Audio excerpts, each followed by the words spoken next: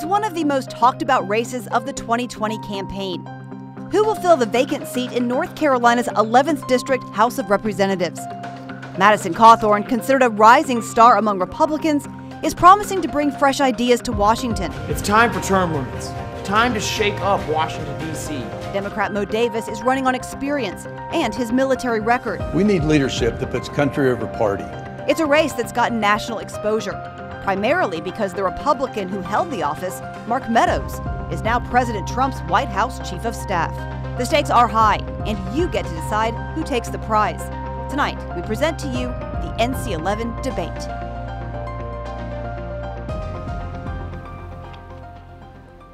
And thank you for joining us tonight. I'm WLOS anchor Holly Hedrick. And I'm Frank Taylor, managing editor of Carolina Public Press. We will be your moderators for tonight's debate in the race for North Carolina's 11th District House of Representatives. And before we meet the candidates, let's go over the rules. There will be 4 topics up for debate. Each topic will be given the same amount of time. The candidates have agreed to keep the debate civil, stay on topic, and be respectful of each other's time. And at the end of the program, each candidate will get 2 minutes and 30 seconds to deliver their closing statements. The candidate who will go first was determined by a coin toss just before the program began. So let's meet the candidates. Moe Davis is the Democratic nominee. He is seated to the left of the screen. Madison Cawthorn is running on the Republican ticket. He is seated to the right. All right, gentlemen, let's begin. First topic, COVID-19 and the economy. The president has claimed that the news media and Democrats have inflated claims about COVID in order to tank the economy and cost him re-election. Do you agree with his assessment? Well, thank you for your question, and I will touch on that. But to start things off, I would like to call for a moment of prayer among people in Western North Carolina. A dear friend of mine and a reporter was violently attacked a few nights ago, Chad Nesbitt, and he is now in Mission Hospital fighting for his life from a brain injury. But not only am I advocating that we all come together to pray for him, a local patriot in our area, but also to pray for the protesters, the people who perpetrated these violent attacks, and pray that they find peace, that their life goes forward, and that we all realize that after this election, we all have to come together to make a better country. And I think it's absolutely critical that we all do come together to try and fight this economic crisis that we're fighting, and also help support Operation Warp Speed, which is trying to get us a vaccine, which I think should be optional to take and not mandatory. But when you're looking at what's going on in COVID-19, I genuinely do believe that we did have to shut the country down. You know, we didn't know exactly what was going on. We didn't know who was vulnerable in our communities, and now we do know that it's elderly people, primarily with heart problems and diabetes. But we also needed to catch up with our PPE, our ICU bed capacity and our ventilator capacity. But I think the president and our country as a whole has done an incredible job of moving forward with getting our ventilator capacity where it needs to be. So when I do believe that you look into liberal states and you see that the governors are keeping them shut down, I do believe it is politically motivated, which is very sad because these are people's livelihoods that we're having to focus on. But I do understand the want for caution, the need for caution, because these are lives at stake. Just one life lost is too many. Yeah, I'm not sure exactly when my opponent realized the need for caution. He's been one of the leading trumpeters of President Trump's propaganda, that this was all just a big hoax. Even though, as we've seen with the recent reports, when President Trump acknowledged in February that he was aware that this was far worse than the flu, far more deadly, and he didn't tell the American public. And now we've got 207,000 deaths. You know, we had 11 hearings when 4 Americans were killed at Benghazi, which is clearly a tragedy. But we've now had the equivalent of 50,000 Benghazi since February. And the president's taking a victory lap, and my opponent continues to hold campaign events that just totally disregard the pandemic. No mask, big crowds, hugging and kissing, and just oblivious. The over 300 deaths that have taken place in this district since COVID-19 hit. So it is unfortunate. It's a hardship on everyone. It's been a hardship campaigning, but I know that pales in comparison to the lives that have been lost. You know, it's tough. I know economically a lot of our businesses are struggling. We can help you recover your livelihood. We can't recover your life once it's gone. You know, I will push back on that a decent bit. I do trust the people of Western North Carolina to take a personal risk assessment. I do also trust people of North Carolina to be respectable of people who are at risk. Whenever I go to see my grandparents, of course I wear a mask. I stay 6 feet away from them. I try to protect them at all costs. But I don't believe it's my job, or the government's job for that matter, to tell people what they can and cannot do. And so when people come to any of my events, I trust them to make a personal risk assessment to determine if it's an okay area for them to be, and to determine what kind of guidelines they personally need to follow. You know, and I actually will say, I do not believe this has been a hard time campaigning. I believe COVID-19 has actually made people so aware of politics, so involved in politics, because we realize how just perilous the times we are living in are. And so it's very easy to engage in conversation and to talk to people about why I believe we need a limited government, one that doesn't uphold to tyranny, shutting down our churches, to taking away our First Amendment rights. It's something that I think has become very real to people. Well, in public service, job one is not putting the public at risk, particularly to try to gain office. So we've complied with the guidelines and tried to be responsible and act like an adult. I know my opponent has said folks at his event should make their own personal assessment. So it's kind of like trading seats in the car going 70 miles an hour down the highway with the driver and the passenger swapping seats. You're not just putting yourself at risk, you're putting the public at risk. This isn't a, you know, it'd be one thing if the folks that made the decision were the ones that bore the consequences, but you wear a mask not to protect yourself, but to protect others. So we're going to continue to campaign like adults and not put public safety at risk to try to win this election. Okay, let me ask you guys the next question. Moving on from exactly what you've said, what do you think then is the correct response to properly balance health and economic concerns without politicizing the crisis? Well, I'll tell you, I don't believe that it's a binary choice. I think we're seeing a fallacy of logic here. We're saying you either have to prioritize human lives or the economy. I think there's a way we can have a structured reopening of our economy where we protect people. You know, my opponent wants to talk about antics I pulled when I was 18 years old and being more responsible. But when he himself just last year advocated for snapping the necks and spines of Republicans, as you just saw what happened to one of my dear friend Chad Nesbitt, where he was just attacked and now has a brain injury. I believe that's extremely irresponsible, and I believe that's dangerous. You know, I want to advocate for peace. I want to advocate for a brighter future. And so I believe the way we can do that is by getting the government out of our lives, deregulating most markets, creating tax incentives and lowering the amount of capital gains taxes so we can get more investment in this area, so we can have better paying jobs. We can bring all the manufacturing jobs and the textile mills that we've lost after NAFTA, now that we finally have that gone. We can move forward and have a brighter future for Americans, where the economy's better, there's competitive pay for prices, and we can all know that we are moving towards a better future that we can hand to our children. Not focusing on the past or focusing on something I did when I was 18. Well, my opponent wants to talk about my language in a tweet that was clearly metaphorical and not literal. You probably saw in the Asheville paper yesterday where a constituent contacted him and he responded using the F word. I won't do that with constituents in this district, and I don't use the N word to refer to my friends. So if you want to talk about language, I'm happy to do that, but I'm going to try to act like an adult here. I agree that it's horrible what's happened with our economy, but had we taken this seriously from the start, when the president knew the serious risks that we faced, and my opponent said, oh, this is just a big hoax, there aren't bodies piled up on the streets, and his buddy Dan Forrest, you know, he has his billboards up now about opening America, and he sued Governor Cooper. I commend Governor Cooper for being responsible and reasonable and prudent in trying to get through this pandemic, and had we buckled down from the start, we wouldn't be in this mess now with 207,000 American deaths. I want to move on from these personal attacks and really focus on policy. You know, I'll be an adult about it. I'm someone who say if using the language I use when talking to a constituent offended them, then, you know, I'm sorry. I was talking to a fellow young man about issues. I stand by what I said, though, that I believe identity politics is what's wrong with America right now. But I'll tell you, you say that you were metaphorically using the idea to snap people's necks, to grind your heels into their necks and twist left to right, as you just very vividly described the violence you want to perpetrate against Republicans and conservatives in this district.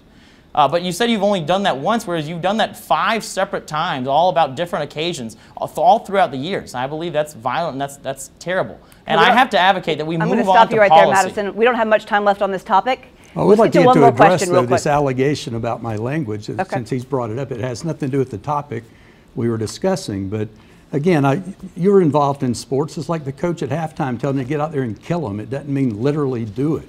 I was trying to fire up the troops. Fire up the tweet troops where they that I just attacked posted, one of my friends and put him in the hospital. I thought we'd agreed this wasn't going to be like last night when President Trump made a mockery of the debate. So if you'll let me finish, I'll respect your time as well. The tweet I put out was on September the 11th, 2019. That was the day the Republican legislature told the Democrats there wouldn't be a vote that day.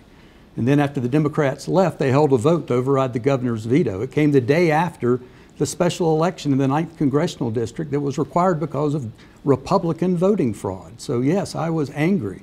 And it said, you know, the Republican extremists. So if you consider yourself a Republican extremist, then that was what I was referring to. But I'm happy to have a lot of Republican support in this district that want to send an adult to Washington that can get things done. Okay, thank you both very much for those insights. Let's move on to our next topic, healthcare. Mr. Davis, you get the first question on this one. What changes, if any, do you favor to the Affordable Care Act? Well, what I would like to, we've got to decouple access to health care from employment. And the pandemic has really highlighted that. You know, when you lose your job, you shouldn't lose your ability to go to the doctor.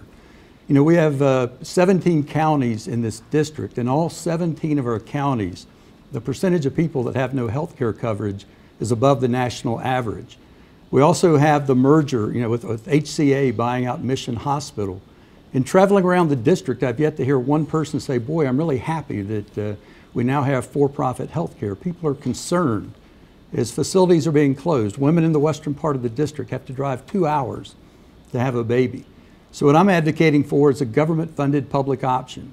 If folks want to procure their own insurance, I think they ought to have the right to do that.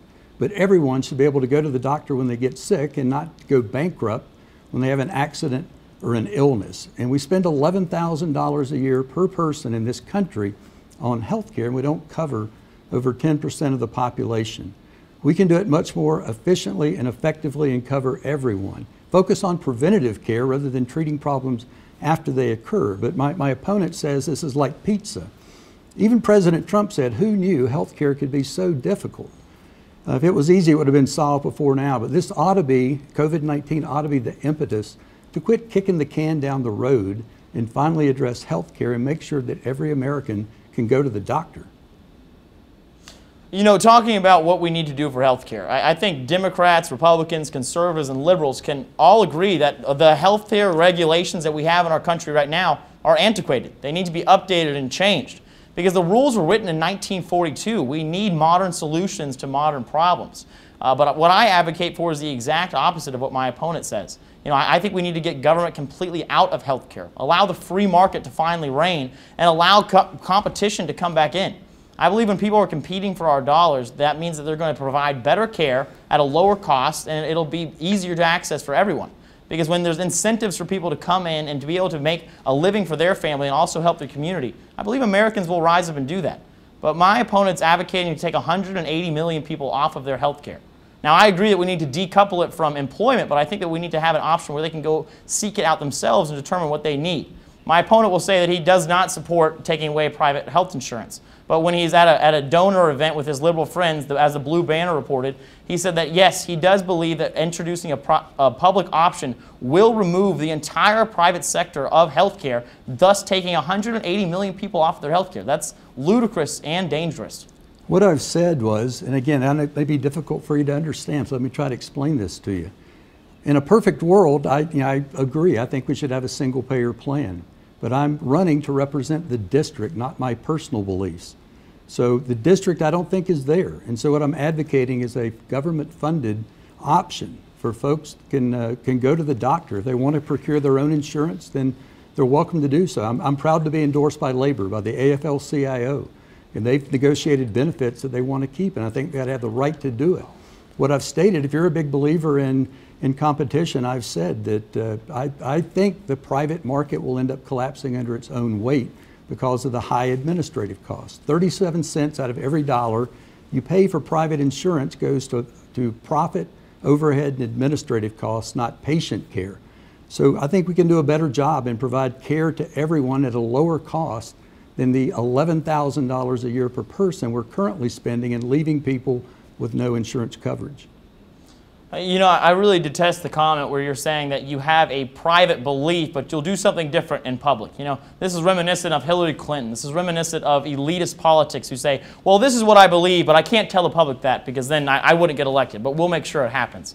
You know, I think we've got to radically change the way government does business. We need to get rid of these career politicians, people who have been in the swamp and are cogs in the machines. You know, I believe it does not represent true America. You know, I genuinely believe that this election right now is not about Donald Trump or Joe Biden. I believe it's about two differing ideologies. One where you want to kneel to the state and to the mob, or one where you decide that you're going to kneel only to your God and stand for your flag and decide what you're going to do in your life and not have government regulations or government laws that tell you what to do. We got to get rid of these three-letter agencies, which I believe have become the fourth branch of government. I believe that our entire purpose right now should be to change the culture in Washington, where these elitist politicians, as my opponent just said, have a private belief that they advocate for behind closed doors, but publicly tell us something different. It's dishonest and disingenuous, and we need to stop it. Well, Frank with Carolina Public Press is going to have our next question, and Mo will let you start with that. Mr. Davis, Frank, go ahead. Yes. So many Americans believe that the cost of health care has been inflated by excessive litigation and costly malpractice insurance. What is your position on tort reform in relation to what people believe about this? Well, I think it'd be interesting to hear my opponent's views on this, since he became a multimillionaire through tort litigation and still in court trying to get more millions. I'm an attorney. I believe you have a right to, if you're harmed, to go to court and seek damages, or what some folks call reparations. Damages and reparations are synonymous. And you know, I think folks that are for tort reform are for folks that haven't been harmed. You know, when it's you or your family or your child, then I think you have a different view on tort reform. But again, you know, we have so many people here that just don't have health care coverage. You know, if you're happy with the current situation with for-profit care, where we're closing down clinics, where you have to come to Asheville to get cancer treatment now because we're closing down clinics, that's what you get when you have for-profit, when it's profit over patient. You know, again, sir, I just have to say, when you attacked me because I went into a lawsuit to seek damages for when I had a spinal cord injury and lost the use of my legs, I have to ask you, how much are your legs worth? Wouldn't you fight for your damages to be received so that you can take care of your health care costs moving forward? You know, this is one reason why I'm so excited to be able to serve the people of Western North Carolina in Congress. It's because I've been on the receiving end of health care. I've been on the receiving end of how the tort regulations are right now. For those of you who don't know, this means that you can go to court and you can seek damages for things that have happened in your life, loss of revenue in your future, a change in your life radically like I sustained. And so I genuinely believe that my unique perspective of being someone who is a prime example of a healthcare consumer will give me the ability to go to Washington, D.C. and help the Republicans not just be the party of no, saying, oh, we got to get rid of Obamacare, but actually be the party that has a solution. You know, I believe this new generation of conservatives, of patriots that are coming up, you know, they're not left, they're not right. It's a decision between up or down. I choose to move forward. I choose for our country to all come together, for us to be able to help those who have pre-existing conditions, but also be able to provide the kind of health care that everyone wants. And I believe I can achieve that in the Republican Party by going to Congress because I have such a unique perspective. Well, we just have a few minutes left on this topic, and then I'm going to let you guys both do one statement on this last question. Should undocumented residents have full access to health care benefits under the Affordable Care Act or other federal programs? Why or why not? I believe that they should. I think COVID-19 has really highlighted the fact that, you know, you hear the argument, why should I be paying for the other guy to get health care coverage? COVID-19 shows you that the other person getting care is not just to make them better, it's to keep them from, you know, spreading it to your community and to your family. So we're all in this together. And I believe everyone ought to have the ability to go to the doctor and get treatment when they need it. You know, I'll tell you, I have a unique perspective as a Republican when it comes to these illegal immigrants in our country. One, I think we need to stop the hemorrhaging at the southern border and lock that down to ensure that new illegal immigrants can't get here. I believe we need to change our immigration policy so we can make it easier to become an American citizen legally. But all of the undocumented immigrants that are here right now, the illegal immigrants, I don't believe they should be granted special access to become citizens in our country. Now, sure, I believe that they are a backbone of especially our farmers and a lot of our builders, and they are a backbone of our economy. And so I genuinely believe we can't deport every single one of them. The people who weren't born here, I think there should be some path to way that they are not a citizen but are legally here so that they can gain health insurance. So that way they can be able to afford care for themselves and for their family. But I'll tell you, as a Christian, I do believe all life is precious. And so if someone is in need of life-saving care, I believe we should provide it to them. But I don't think it should be on the hard-working American taxpayer to take care of all the health insurance for illegal immigrants. It's just not fair, and it doesn't make any sense. Thank you both very much. That's all for the topic of health care. Coming up, calls for police reform and social justice have dominated headlines this past summer. Where do the candidates stand on this issue? Find out after the break.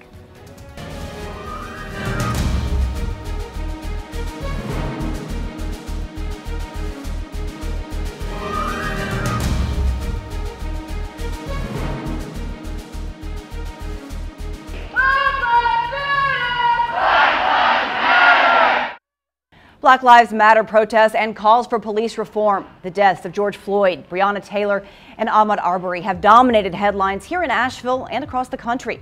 And this brings us to our third topic, social justice and police reform. Mr. Cawthorn, you get the first question. Frank with Carolina Public Press is going to ask. What are the first steps you would take to tackle the issues of social justice and police reform? Should they be addressed on a federal, state, or local level? Oh, well, I think we should keep all politics as local as possible. I believe we've given the federal government far too much power. But, you know, I'll tell you, I do believe that there's always room for improvement. You know, I think we should make it the standard all over the country that all police officers and all deputies have to wear a body cam, because I think it keeps everyone accountable. It protects the police officers as well as many of the people who they're interacting with. You know, when I start looking at what's going on in our country, I do believe it should be handled on a local level of the reforms that need to be made, because that's where people, the closer you are to the information, the better decisions you can make. But you know, these calls to defund the police, which the Democrats have only very recently come out to say that they don't support, I think it's absolutely dangerous. As you saw with the Marshall investigation, we saw that where you defund the police, you have more overtime pay, which has cost many cities over $21 million to pay extra in overtime pay. You see less community involvement, and you see crime rates go higher. You know, I believe in law and order. I believe in safety. You know, I don't want to take money and funding away from our police officers. I want to give them more. You know, I have a sister-in-law, you know, and she has come from a previous marriage, and I think of single mothers out there. And this doesn't pertain to my sister-in-law directly, but when I think of some single mothers who have been involved in a dangerous relationship, you know, I think of them being at their house with their children, and then their ex-husband coming and pounding on the door at midnight. He's had a little too much to drink. He's threatening violence. You know, when that single mother calls 911, she doesn't want a social worker to show up. She wants a sheepdog, someone who's going to come to protect her and protect the lives of innocents. And I believe that's what we need to do. That's why and because I back the law enforcement so heavily, I believe that's why I've gotten the endorsement of almost every single sheriff in the district and almost every single law enforcement agency and department and advocacy group there is in the district and also nationwide. It's because I will always have the 6 of our blue officers who protect our lives and protect our dignity. Well, I've actually worked in law enforcement. I completed college and graduated with a degree in criminal justice. Worked in law enforcement training for the state of North Carolina before I went to law school. I was criticized by the right for going to the Black Lives Matter marches, and then I was criticized by the left for going to the Back the Blue events. And my answer is, when you represent the district, you represent the entire district, not just the people that like you and the people that vote for you, but everyone in the district. And in my view, both of those communities are part of the district and part of the community. One of the things I would like to see is, you know, the label, defund the police, is a horrible label. I'd like to see reimagining law enforcement, which is something we should be doing in every agency constantly. And I think there are missions that we put on law enforcement that might fit better somewhere else, like dealing with mental health issues and alcoholism and drug addiction, which I view as healthcare problems, not criminal justice problems. I'd like to see, one of the things I proposed is reviving the Law Enforcement Assistance Administration program that provides federal funding for education and training for law enforcement. And I'd like to see something akin to the GI Bill to make home loans available not just to law enforcement, but to all first responders, firefighters, EMTs, and law enforcement, because many are unable to afford to live in the communities that they serve. And I think it's important for first responders to be a part of the community, because that way you understand each other better. So I'm hoping this current events that are taking place are an opportunity for reform and to heal and to bring us together. And again, my opponent keeps bringing up Portland. I keep reminding him that we're running to represent Pisgah, not Portland. You know, my opponent is trying to straddle a line that just isn't meant to be straddled. He's trying to appeal to say, oh, I was a member of law enforcement. I backed the blue. But, you know, I have a picture of him right here at a Black Lives Matter protest, which is totally fine to go to one of those protests. I believe in the First Amendment. But at that protest, they were marching to the drumbeat of defunding the police. I think that is absolutely radical. To be able to go and say that, oh, well, you know, I want to get the vote of law enforcement, but truly I'm trying to back these radicals who want to turn Asheville into Portland. You go down to downtown Asheville now, I rarely would even take my fiancée on a date down there. I grew up in this area. I grew up going down and around these streets. My opponent grew up in Shelby, North Carolina, so he might not understand what Asheville used to be like. But I'll tell you, that it didn't used to have needles on the streets. You didn't used to find feces in parking lots. But the liberal ideology and the liberal city council that has been there, which has just voted to defund the police by $770,000, is trying to turn Asheville into Portland, turning it into one of these ash heaps of history. I believe we genuinely need to have the back of law enforcement to say, no matter what, I have your back. Let's always hold each other to be accountable. The death of George Floyd was a tragedy. It was something that should not have happened. And I'm glad that the perpetrators of that violence were brought to justice.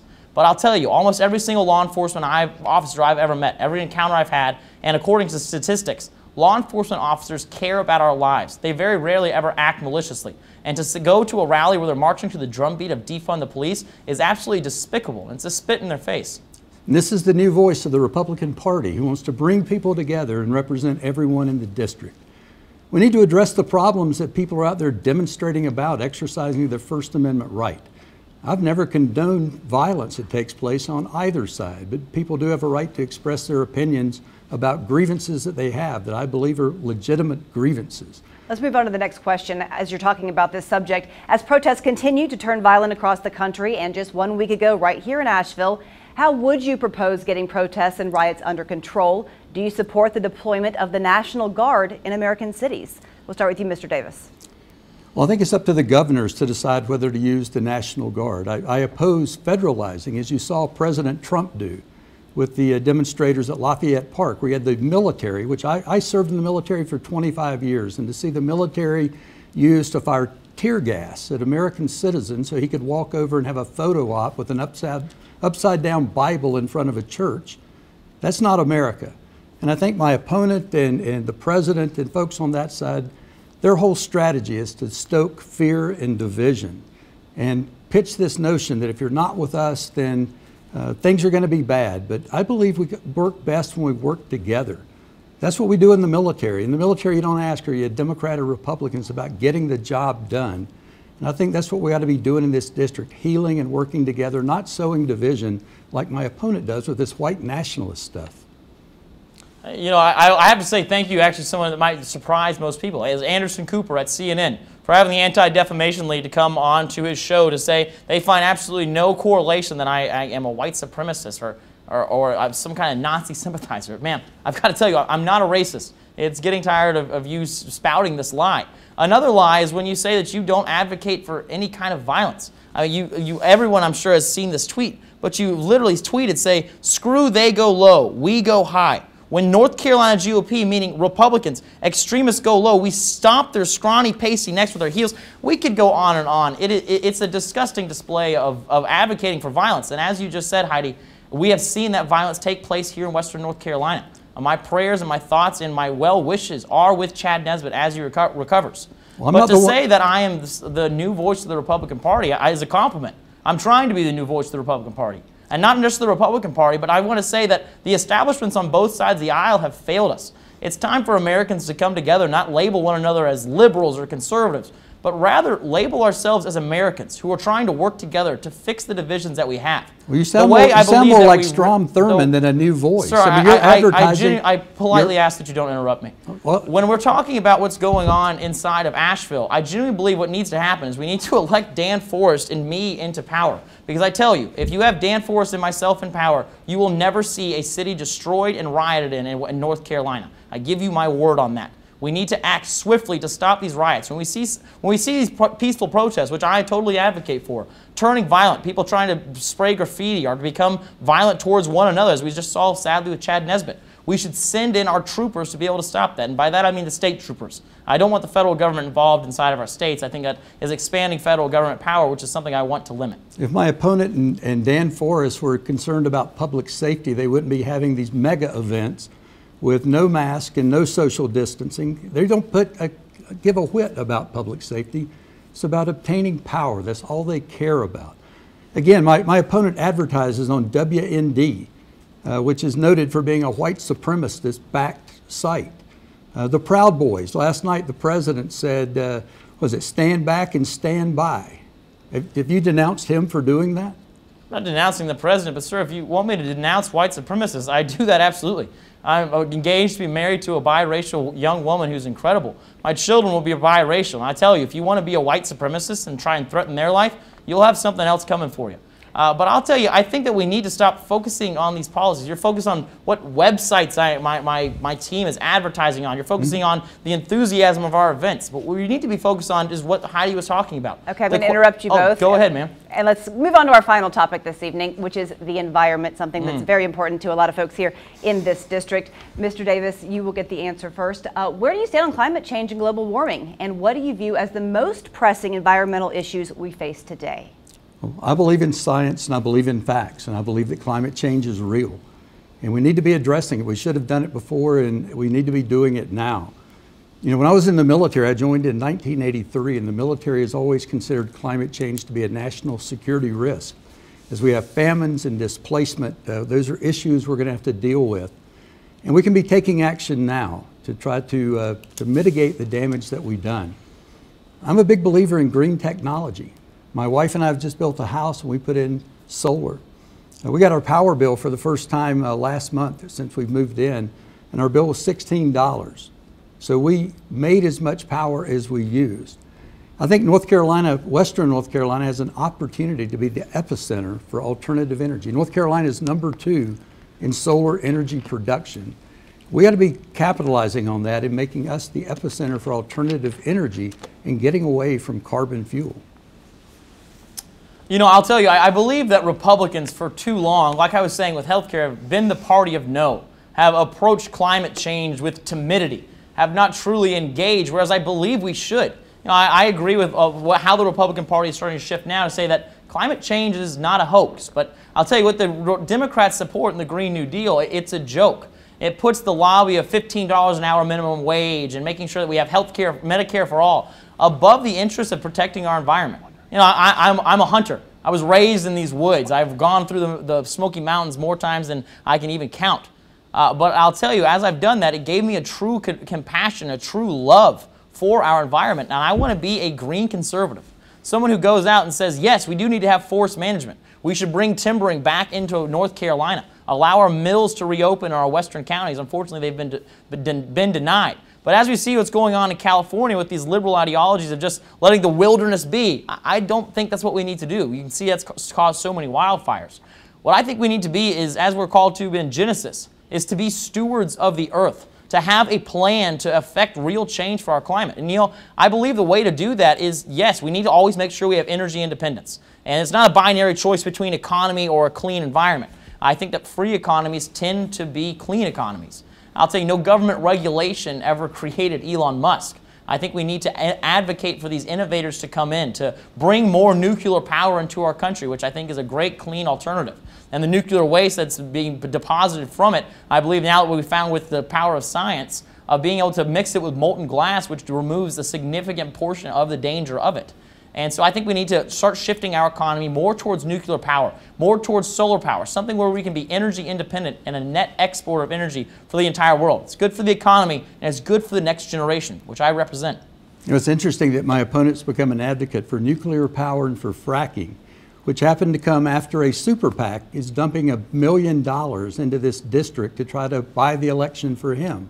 It's a PAC that's funded by Sheldon Adelson, the billionaire out in Las Vegas, and by Chevron, and by the Nuclear Energy Association. And they're supporting my opponent in running attack ads to tell lies about me and my military record. So all of a sudden, now that $1 million is getting spent on him, and remember back in the primary, when he talked about Miss Bennett and how she had Washington elites and all this dark money coming in against him, he was against it. But now he is Linda Bennett. $1 million is getting dumped into this district by special interests, the nuclear industry, the fracking industry. We have neither of those in Western North Carolina. We do have wind and we do have sun. And those are the markets we ought to be going after. Let's move on to the next question. Frank with Carolina Public Press has this one for us. So you guys both alluded to some of this already, and I want to touch on something significant to this district. A huge portion of this district consists of the Pisgah and Nantahala National Forests, which are vital to the region's environmental and economic health, and currently they're the subject of a lengthy management revision process by the U.S. Forest Service. Congress is going to be asked to approve policies for additional wilderness areas within these forests, with advocacy groups already lining up on both sides of this issue. What's your view of adding wilderness areas in Western North Carolina's mountains? I believe we need to reduce wilderness areas. The problem with wilderness areas is it inhibits people from being able to go in and have good forest management. As I said earlier, I believe we're supposed to be stewards of the earth, which means we're supposed to take an active role in making sure our environment is clean. One reason I support nuclear energy is because we might not have a nuclear energy plant here in Western North Carolina, but we do have the environment. It affects everyone all over the world, and I think we all need to take ownership of it. You know, when we are talking about these wilderness areas and these federal lands that we have in all of our western counties and many of our other counties, I genuinely believe that the #1 problem with them is that they're not able to collect taxes off of this land. Many of you may understand what PILT money is. It's payment in lieu of taxes, which the government just haphazardly decides how much they're going to give each county to offset their losses every single year.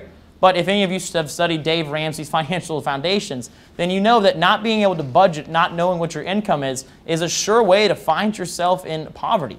And so what I think we need to do is have Congress and a great committee be able to select and create a formula for this PILT money so that these counties can know exactly how much money they're going to have coming in. So that way they'll be able to create a real and a factual ability to know what money they're able to spend, where they need to reinvest their money. I think that's extraordinarily important. I think making sure that our PILT money increases for Western North Carolina is a sure way to make sure that we have better lands and better tourism in this area. One of the things I've been asked are what committees do I want to serve on in Congress and the House, and one is the Natural Resources Committee. That's who allocates funding for our national parks and national forests, and that's the lifeblood of our economy. Under the Trump administration, there's been a 15% cut over the last 2 years in the budget for our national parks and national forests, and that's not good for our economy here in Western North Carolina that's dependent on tourism. So I want to get a seat, and an important thing for folks to remember is there's no discussion of the Democrats losing control of the House. So my opponent, not only would he be the most unqualified member of Congress, he'd also be in the minority where he can get nothing done. I'm going to be in the majority, and I'm going to be on the Natural Resources Committee, I hope, with a seat there where I can help bring money back to Western North Carolina to maintain our national parks and our national forest. I do agree with Mr. Cawthorn about PILT, the payment in lieu of taxes. There's 17 counties in the district, 15 of the 17 get PILT payments because there's federal property there that's not subject to local taxation that normally goes to support your schools and other public services. So I agree that there's about $9.5 billion of revenue generated from licensing on federal land, and only $515 million of that gets distributed to the counties that have federal property. So I would like to see the formula adjusted to increase those payments to better compensate those that have federal property in their counties. I'd also like to see it extended, rather than the annual budgeting, have a 3-year budget so that the counties can make long-range plans and not have to wait from year to year to see how much money they're going to get. But the way to affect that change is to elect someone who's going to be in the majority that can serve on the committee and can get things done. I think we have time for one more question on this topic. Do you support the Green New Deal or any part of it? How would you address environmental issues? And how would you pay for solutions and create green jobs here in Western North Carolina? We'll start with you, Mr. Cawthorn. I'll tell you, the Green New Deal is a joke. It's a liberal wish list. You know, as I said earlier, it puts the idea that we need to have a $15 an hour minimum wage. We need to make sure we have Medicare for all above the interests of our environment. It's really just more liberal virtue signaling instead of someone trying to create real solutions. I believe, my opponent wants to say I'm going to be the most unqualified person in Congress. We'll be in the minority. Just nothing but personal attacks, whereas I believe that Republicans can not only have a seat at the table on climate and environmental issues, but we can also run the table. We can have the true solutions that will actually help. I believe if we put more funding into research and development for green technologies, it'll have dividends that'll reap for generations to come. It'll create more jobs in Western North Carolina. We can have more power purchase agreements from Duke Energy for areas out here to create more solar fields. And you know what? My opponent supports the Green New Deal. I have a screenshot of his website back when he was running as a socialist during the primaries of where he said that he fully supports the Green New Deal. And now I'm sure he's trying to appeal as a moderate because, again, it's his elitist version of where he says that he cannot tell you what he really believes because then you wouldn't elect him. But I'll tell you what I really believe. I'm more than happy to talk about my policy because my policies work. They're a conservative ideology that works for real Americans. The Green New Deal would waterboard generations of Americans with more debt, $51 trillion to enact it, and it doesn't even, it's intellectually dishonest. It doesn't even hold China accountable for being the worst carbon emitter in the entire world. So it would help reduce maybe our emissions slightly, but then it wouldn't even target what's going on in Russia or what's going on in the communist regime in China. It's a joke, and it's intellectually disappointing and dishonest. Mr. Davis, let's ask for your response real quick so we can finish this topic. Sorry, Mr. Cawthorn. Oh, you're no problem, ma'am. Well, thank you. He throws out the word socialist. I'd love to hear him define it. I'm assuming he drove here on toll roads today to get to the debate, and I guess that those Social Security checks and Medicare payments that he got aren't socialism. That's socialism, I think, to him is the check the other guy gets. I believe in green technology. North Carolina is #2 in solar energy production. One of the components that's used in making solar panels is mica. We've got a big mica mine up near Burnsville. We're exporting it and then importing solar panels back. We should be making them right here. I'd like to target counties that are high in poverty. In 14 of our 17 counties, the poverty rate is above the national average. So I'd like to see tax incentives to bring in industry into those areas. First, we got to get broadband into those areas, and I've got a plan to do that. I'm going to support Jim Clyburn's rural electrification-based plan to bring broadband to Western North Carolina, to bring those green technology jobs that pay well, that do good for the economy and do good for the environment at the same time. That's the path forward for Western North Carolina, green-collar jobs. And that's the end of the environment topic. Coming up, though, we're going to have a lightning round. We've asked our viewers what they want to know about the candidates. Their questions next.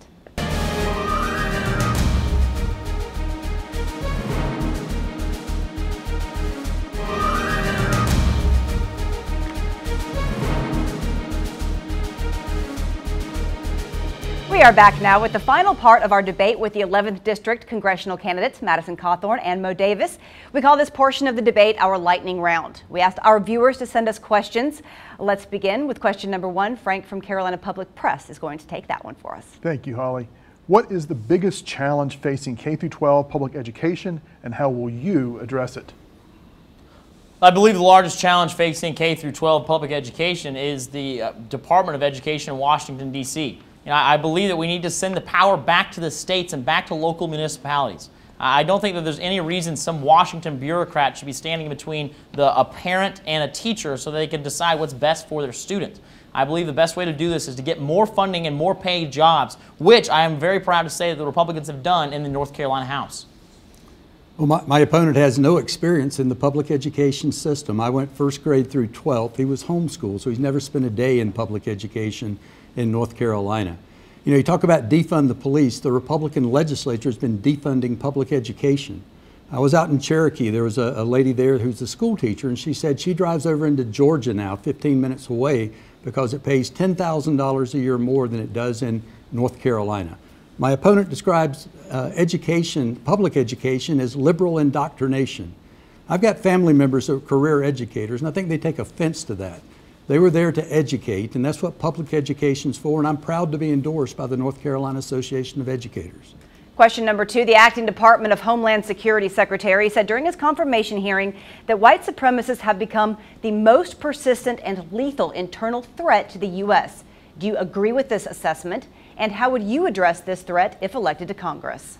I believe that both Antifa and white supremacists, the extremes on both sides of the parties, they're both extraordinarily violent. I don't know which one's worse, but I'll tell you, we need to meet them with swift force and make sure they cannot harm innocent Americans. That's why I support funding the police. And also to attack me for being homeschooled, my opponent's trying to attack public choice or being able to decide where your student goes to school. I believe in parents being able to make decisions that best fit their children. Yeah, I agree. I think parents should make the decision, but I think if you've never been in public education, it's hard to be an expert on that topic. I agree. I don't support violence, and I don't advertise and I don't fundraise off of white supremacist websites. My supporters haven't said God sent me to save the white race. My opponents have. Cannabis use has seen broader acceptance by the medical community and American culture in recent years. Legalizing marijuana could provide an exit path for many nonviolent criminals from the prison system, could be a boon for North Carolina's agricultural economy. Would you favor legalizing the medical and recreational use of cannabis at the federal level? Oh yes, that's one reason why I'm very happy about the First Step Act, which has allowed many people to get out of jail and to be able to continue on with their lives. I do believe the federal government should get out of the cannabis industry. Let the states allow to decide what they want to do with it. If a state wants to ban it, that's up to them, that's up to their people. But I don't think the federal government should be involved. I think federally it should be legalized. Yeah, I think we actually are in agreement on a topic. I think we both support legalization. I think hemp is another, we're both sitting here with plastic bottles.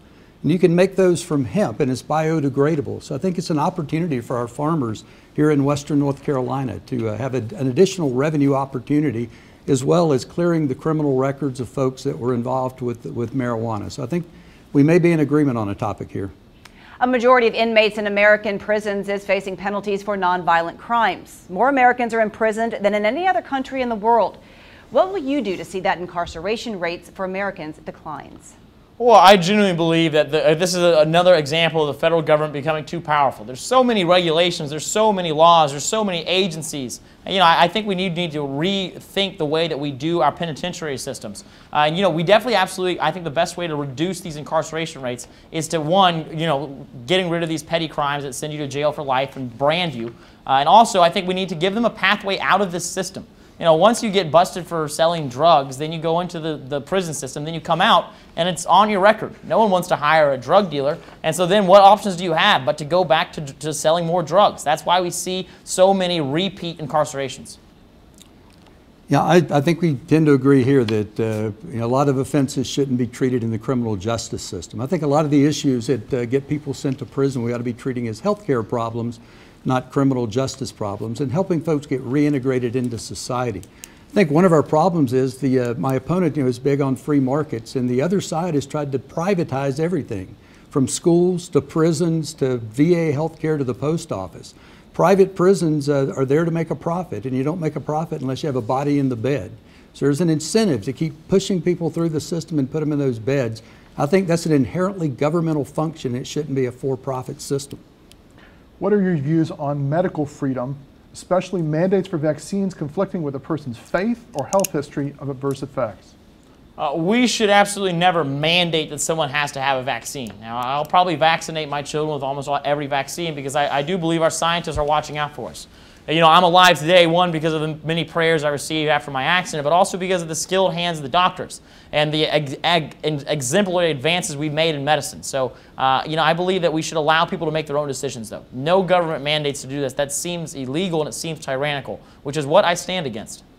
Well, again, I think we may find an area of agreement here. I don't think it should be mandatory, but I think the government has a right to ensuring public safety. So if refusing to get the vaccine puts public at risk, I think the government does have the right, like in schools and in other public places, to limit access to maintain public safety. But otherwise, I agree. I think folks ought to be able to make their own decision. Do you support the full and equal civil rights of members of the LGBTQ community? Yes, I believe that everyone should be treated with honor, dignity, and respect. I'm personally straight. I'm a heterosexual, so I plan on supporting traditional marriage. But, again, I don't believe the government should be involved in marriage. 5 years ago, the Supreme Court said that we don't have any right to tell people who and who they cannot marry. I believe that we need to protect people from pedophilia, as we've seen as a large outbreak inside of our culture, especially with, Netflix just had this new show come out, Cuties, which is just disgusting. I do believe we need to protect people from that, but I think everyone should be treated with honor and dignity. Well, it's interesting. I know in an interview with Donald Teal, my opponent said he can't separate his religious beliefs from his political beliefs. But he says that he doesn't think the government should have a role in marriage. I'm proud to be endorsed by Equality NC and by the National Organization for Women. So I totally believe that everyone has the right to be treated equally. And that's going to conclude our lightning round. Time now for the closing statements. And as we mentioned at the top of the hour, we did a coin toss before the debate to decide who will go first. Mr. Cawthorn won the toss. He's decided to actually go last. That means, Mr. Davis, you have 2 minutes and 30 seconds for closing statements. Your time starts now. Well, thank you so much for this opportunity to be here and to get to address the voters here in the 11th District. You've got a very clear choice here, a sharp contrast between me and my opponent.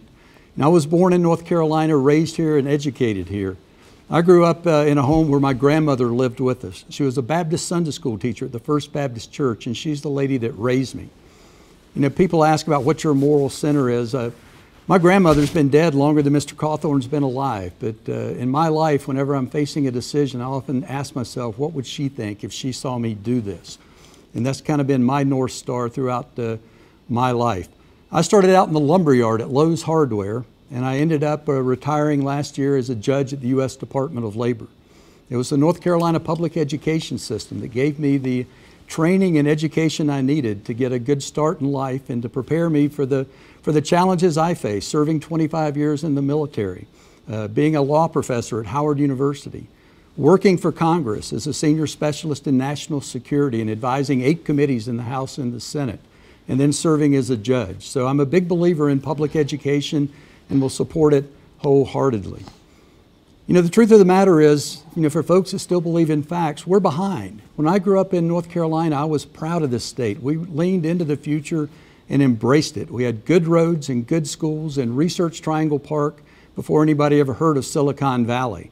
And while I was away serving the country, some have tried to turn the clock back. We can be that state again. We've got problems here in this district, and I want to go to Washington to address them, not just for Democrats, but for Republicans and unaffiliated voters too. Healthcare, we've got to address that problem and make sure everybody has the opportunity, the availability to get treatment. You know, with the clinics closing, it's getting harder and harder, not just to have access with insurance coverage, but the availability, and we've got to address that. Broadband, we can't compete in the 21st century without broadband. It holds us back educationally, economically, and we've got to do better there. In poverty, 14 of our 17 counties are above the rate in national average in poverty. So I want to go there. I'll be in the majority. I can get things done. I've worked for Congress, and I'm asking for your vote to give me that opportunity. Thank you, Mr. Davis. Your time is up. And Mr. Cawthorn, it's now your turn for closing statements. Your 2 minutes and 30 seconds starts now. Indeed. My opponent was attacking me for my Christian faith, but I will tell you that, you know, I can't separate myself from my Christian faith. It is what has guided me all throughout my life, and I'm very proud to be a Christian. I'm proud of Judeo-Christian values, one where we treat everyone with honor, dignity, respect, and acceptance and love. But, you know, right now on the left, you don't see that. And as my opponent stated that when he grew up in Shelby, he used to be proud of North Carolina. But I grew up right here in these mountains, and I'm still proud of these mountains. I love Western North Carolina. I love the people in it. That is why I really resent and detest all the protests that we're seeing. And, you know, I respect people's ability to go out and exercise their First Amendment. But when I see these people protesting the valiant police officers, one who we just lost, unfortunately, in Henderson County, who try and keep us safe, our sheriff's deputies who put their lives on the line every single day, it really makes me sad. It makes me wonder, where did these people grow up? There's no way you grew up in these mountains, because here we were taught respect. Here we were taught to honor those who put sacrifice above themselves. And, you know, right outside, my opponent has called for his protesters to be here to advocate against me. But as we see, these protests oftentimes turn violent. You know, my heart aches for Chad Nesbitt, who is now resting in a hospital, trying to fight for his life, who just faced all of this adversity and now has a traumatic brain injury that will probably affect him for the rest of his life. The reason I bring all of this up is because I think the problem that's going on in our country is from the top. Leadership on both sides of the aisle within the establishment have created this elitist sphere of power in Washington, D.C. that unfortunately is creating this divisive nature in our country. And it's not one that I want to raise children in. I don't want my children to grow up one day to be 15 years old in history class and to say, Father, what was it like to grow up in capitalism? What was it like to have freedom? I want to protect that. I want them to give them a better world than the one that we have now. And that's why I'm running for Congress. It's not to be a Republican. It's not to be a Democrat. It's to get rid of these career politicians, to fight against the two-party system, to allow Americans to truly rule America as we're supposed to. And that's why I'm asking for your vote. I'm from these mountains. I was raised in these mountains. I have mountain values. I promise you I will go up and advocate for what we all need. And I believe the biggest threat that we face is how we're lacking in infrastructure. I believe that having a voice that's coming from the Republican Party that doesn't fit in with normal Republican ads will truly allow us to be able to step across party lines to make a better world for everyone. So everyone, I'm asking for your vote. Vote for me instead of big government. And that concludes tonight's program. Thank you very much. We want to thank both campaigns for participating in our debate. Now it's up to you at home to vote. There are only 34 days left until the election. If you've not registered yet, make sure you do so by October 9th. Early voting begins October 15th. If you're voting by mail, you have until October 27th to request an absentee ballot. Be sure to check out our voter election guide on WLOS.com for all of the information and more. If you have additional questions that the candidates might not have addressed in this forum, in this debate, they have also done 2 prior debates. There's information on that online. You can go and Google search and find their answers to other questions. If there are still questions that you want answered, feel free to contact their campaigns. Go online, send an email. I'm sure both candidates would be happy to respond to your calls. I also want to thank Carolina Public Press for being here with us tonight, for helping with these, and our viewers at home. Thank you for sending us all of your questions. We received many, many questions. We tried to incorporate as many of them as we could, especially with the topics.